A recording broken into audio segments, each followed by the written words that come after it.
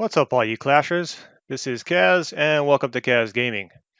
I have gotten the hero Ronin to 10 of 10 skill, and have been playing with him for some time now. So in this video, I'd like to bring you my in-depth review of the hero Ronin.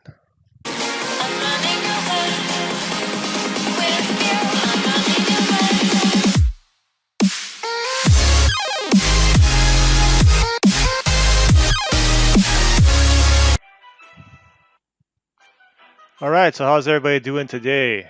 I certainly hope you all are doing good. So let's take a look at Ronin.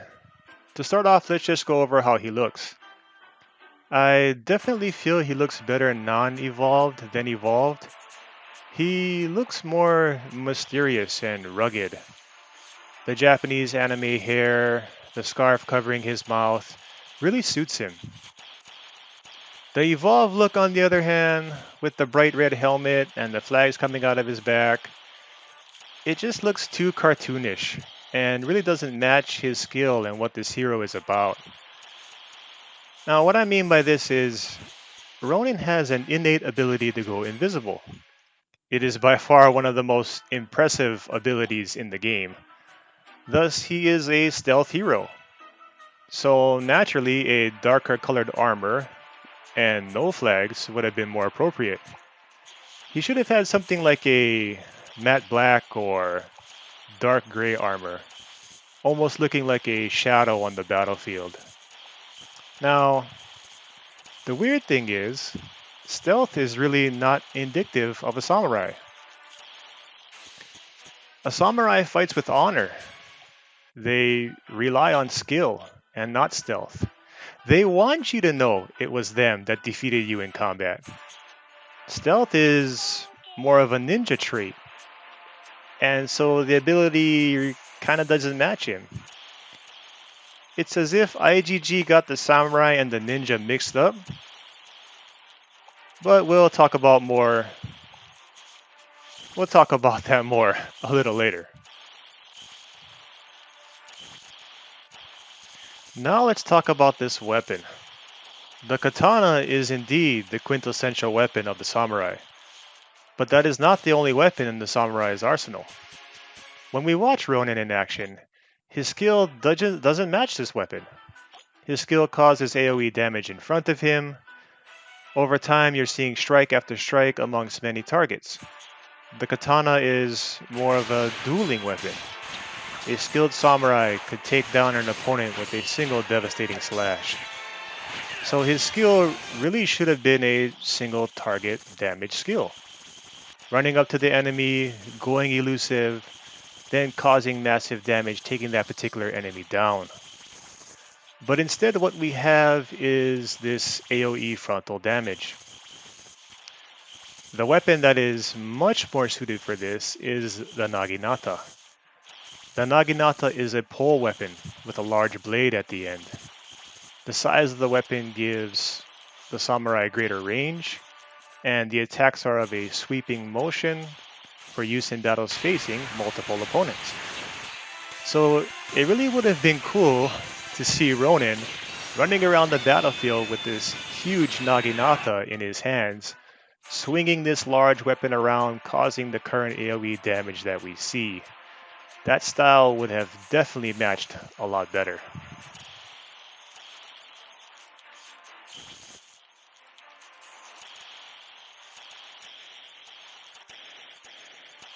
Let us go back to the ninja. It is the ninja in this game that does the highest single target damage. So the ninja should have had this elusive ability. We've all heard the term ninja vanish and backstab in movies and other games. So you see what I mean about IGG getting those two mixed up? What I think the elusive ability should have been is Ronin moving too fast for anyone to hit him. Elusiveness should have given Ronin 100% dodge rate for the 4.5 seconds. A skilled swordsman that you just can't hit. This would have made him way more deadly, especially in a team. Can you imagine? Everything is trying to kill Ronin, and the rest of your team comes in unchallenged. That would be insane. So my thing is, IGG, if you're gonna make a ninja, make a ninja. Give him stealth. That's what ninjas do. At least the skill would match. And if you're gonna make a samurai, make a samurai. A samurai doesn't use stealth and is a skilled swordsman. Give him dodge. And if he causes AoE damage, then give him the appropriate weapon. But the game is the way it is, so why don't we just start focusing on that. We've touched on his skill a little bit there, but let's go over it now in more detail. Hidden Zen. At 10 of 10, Hidden Zen deals 600% attack damage to enemies in front of the hero every half second for 3 seconds, with a cooldown of 4 seconds. The hero is elusive for 4.5 seconds every 6 seconds. During the 3-second attack, the hero increases crit rate by 90%. So there is 2 parts to this skill. One is the attack damage part, and the other is the innate ability to be elusive. The innate ability is easy enough to understand. It is passive and does not require Ronin to proc to go elusive. He is invisible for 4.5 seconds. Ronin cannot be hit or even targeted during this time. This happens every 6 seconds. So in fact, Ronin can only take damage for 1.5 seconds before he goes invisible again. There are 3 great things about this ability. One is that the enemy actually loses aggro on him when he goes invisible. They will either latch on to another target or simply walk back to their hero base. All this allows Ronin to have more time to either heal up or do more damage. Another great thing is that Ronin can proc his AoE damage from stealth, where he cannot be silenced or stunned. And lastly, Ronin can go elusive from silence or stun, once again giving him time to recover from that status and attack again.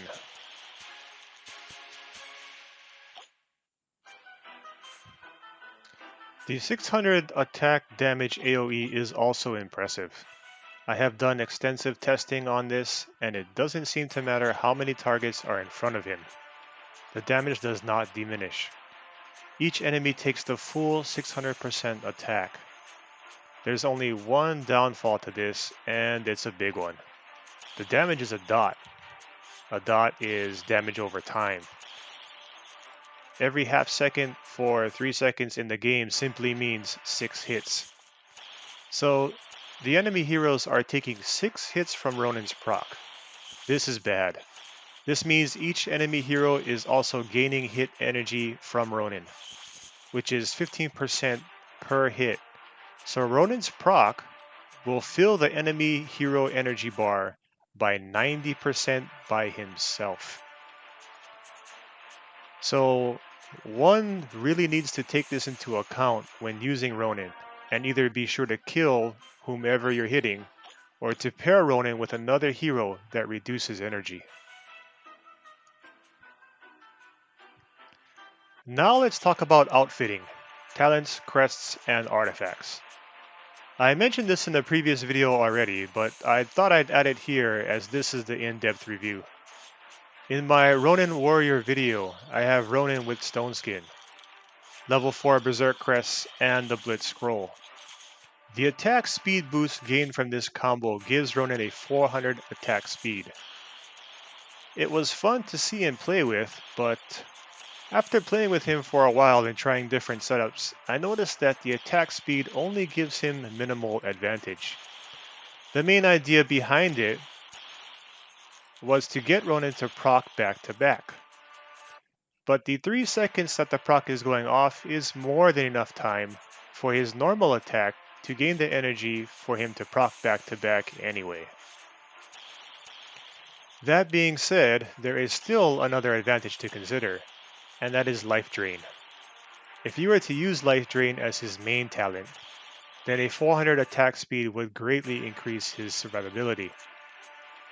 One last thing you should know about attack speed is, I feel it is a waste of time and resources to try to push him to the 200 mark, you would need Berserk as your main talent, taken to 8 of 8, the Blitz Scroll, and still need to use another hero, such as Michael or Pumpkin Duke, to finish the job. Ronin by himself with an 8 of 8 Berserk and the Blitz Scroll is still only 400 attack. This just doesn't make sense, and you normally want to keep Blitz Scroll open for Pumpkin Duke anyway. There really is only two other ways to go with Ronin: damage or survivability. Ronin is one of those few heroes where you really can't go wrong either way. Let's take damage first. Ronin at the moment has the highest base damage of any hero in the game. He can easily 50% a base by himself, and I have seen him solo whole teams. At 10 of 10, he does about 25k damage per target when proccing. We already said that this proc is 6 hits, so that's basically about 150k in damage. Some of the lower HP heroes would be dead in one proc. Throw something like an 8 of 8 War God on him, and his damage is increased by 90%. That would be pretty devastating stuff. Going with survivability, I've heard people say, but Kaz, he's too squishy for that, his HP is too low. And I know this, but we already touched on how his elusive skill works. Remember, you need to keep him alive only for the 1.5 seconds before he goes elusive again. That's why his survivability is actually rather good, even with a lower HP. Give him something like an 8 of 8 Stone Skin, and he's taking 60% less damage for only that 1.5 seconds when you're able to hit him. That's what you need to keep in mind. And of course, if you want to kind of go somewhere in between, then there's only one talent that really does that, and that is Bulwark. How you wish to play Ronin is entirely up to you. You can make him an attack damage monster, or you can make him a thorn in the side that refuses to die. Then give him revive. And then use tree.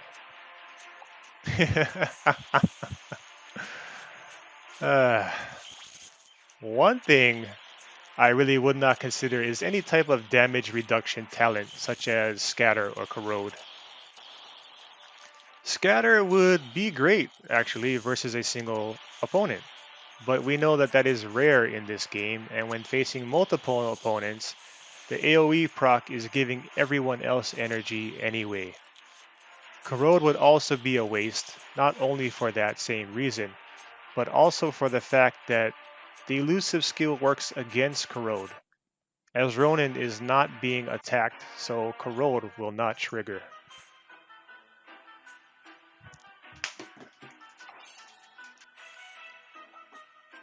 I'm not going to go too into detail about crests. No matter which way you go with your main talent, just remember, like any other hero, use crests that complement that chosen talent. For instance, War God with Bulwark, Stone Skin with Revive or Life Drain, things like that. Or Life Drain with Berserk. But be cautious when considering Life Drain or Revive, as both can be silenced.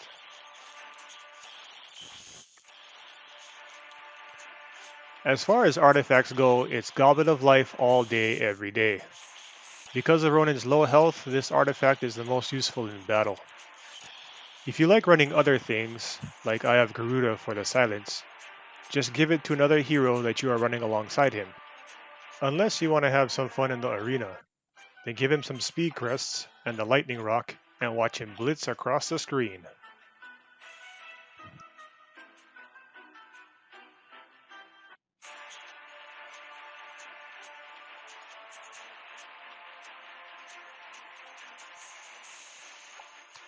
As you may already have seen, I have chosen to go with survivability with my Ronin. I am running an 8 of 8 Scorch with Life Drain Crest level 4 and the Goblet of Life. During the 1.5 seconds he is able to be hit, Scorch has a 50% chance for him to take no damage for 1 second of that time. But by no means does this make him unstoppable. Scorch is a double-edged sword, where 50% of the time nothing happens. I have seen my Ronin chop through multiple heroes countless times, come back from the brink of being dead to win the day. But when facing a whole team, the team has more than enough damage and chance to kill Ronin in the 4.5 seconds left over. I honestly have not decided yet which is better, Life Drain or Revive. Revive, Revive has an advantage of reviving Ronin into stealth, which is nice. But of course, Life Drain basically gives you more health. For pets, I switch between Mini Angie, Bublo, and Celestine. Those are pretty obvious. The 2 gives you health, and Celestine to drop the buff from an enemy Skull Knight. And as you have seen, Doom Balloon can be very useful. So where is he useful? What game modes is he best used in? Well, you have been watching me use him in raids throughout this video. You'll see my Lost Battlefield team here in a moment, and Guild Wars defense. At least these are the 3 modes I use him in consistently. I'm not going to show you any Lost Battlefield, basically because I've been super busy this week, and I actually missed a few days. I did some recording, but it's like low-level stuff. It's kind of boring. I just kind of wiped them out, so I decided to exclude that from this video. But continuing on. I'm not going to waste your time and show you some low-level dungeon run. Most double evolved heroes can solo some expert dungeons. That's not a big deal. What you probably want to know is, how well would he do in insane dungeons? Well, to be totally honest, I have not used him in any dungeons yet. And there's 2 reasons for that. One, I am currently sweeping 610 and have not tried Insane Dungeon 7 yet. Now the other reason is more relevant. There are just better heroes for dungeons. Minotaur, Spirit Mage, and if you are free to play and you don't have either of them, then you should be looking at Sana Boom, Grim Fiend, or even Heartbreaker. Although I think his elusiveness would work well in dungeons, he still can be stunned, whereas heroes like Grim Fiend and Heartbreaker are immune. So I feel he would be a good dungeon hero, just not a great dungeon hero. But that's my take on it. I have tried him out in Here Be Monsters, and he does fairly well. With his AoE damage, he does about as good as Grim Fiend or Vlad, and can easily hold his own side during the mob rush. That just leaves Guild Wars offense. And like I said earlier, he can easily 50% a base by himself. And that's not really what you want in Guild Wars. Not unless you have some ironclad way to finish off what he started. Maybe let him rush in and take the middle, take out everything there, and then middle bomb the rest. I don't know, it would be up to you to decide if you want to use him there. Ronin is a great hero. Very strong, very useful, and very fun to play with. Every once in a while he will totally amaze me and do something crazy. Like take out a proccing Skull Knight even without Celestine, just because the Skull Knight can't hit him. Or take out a whole team for that matter. A rare feat, but I have seen it. Undoubtedly, my favorite hero in the game thus far. They could have done better, but I still like him. So I hope this video was informative for you. I hope I gave you some insight on Ronin. Do you have a Ronin? And how do you outfit him? Where do you use him? Let me know in the comments section. Well, that's going to bring this video to a close. I want to thank you guys for watching. Do me a favor, don't forget to hit that like button if you liked it. And if you're new to my channel, subscribe. Right on, guys. Y'all take care of yourself. This is Kaz, signing out.